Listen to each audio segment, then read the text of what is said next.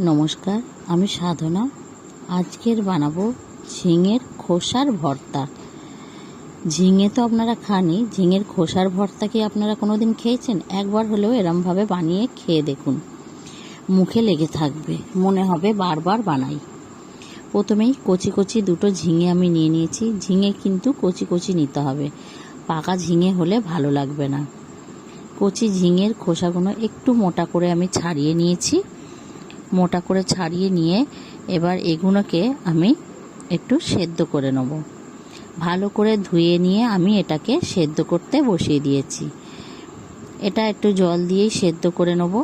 ভালো মতন করে এটাকে একটু ফুটিয়ে নিলেই এটা হয়ে যাবে।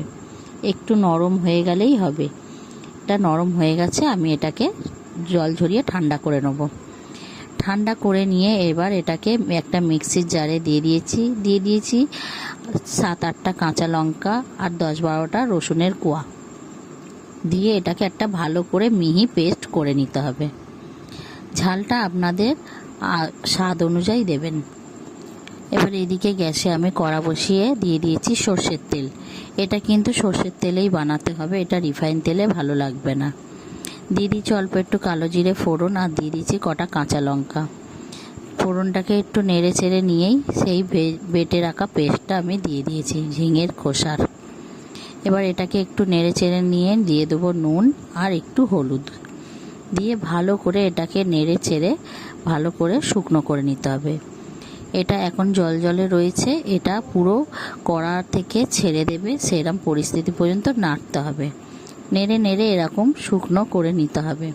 এখন দেখুন আর কড়ার মধ্যে লেগে যাচ্ছে না, কড়া থেকে ভালো মতনই ছেড়ে যাচ্ছে। এটা প্রায় হয়েই এসেছে। এবার এটাকে একটু নেড়ে ছেড়ে নিয়ে শুকনো করে নিয়েই দিয়ে দেবো এর মধ্যে একটু স্বাদ মতন চিনি। চিনিটা অল্প করেই দেব, আপনারা না পারলেও দিতে পারেন। চিনিটা দিলে একটু স্বাদটা ভালো লাগে। চিনিটাকে দিয়েও ভালো করে একটু নেড়ে চেড়ে নেবো। নেড়ে চেড়ে নিলেই আমার ঝিঙের ভর্তার রেসিপিটা কমপ্লিট হয়ে যাবে। আপনাদের যদি এই ঝিঙের ভর্তার রেসিপিটা ভালো লেগে থাকে একটা লাইক কমেন্ট শেয়ার করে দেবেন আর সাবস্ক্রাইব করে আমার পাশে থাকবেন। আর যদি ফেসবুকে দেখেন আমার পেজটাকে ফলো করে রাখবেন।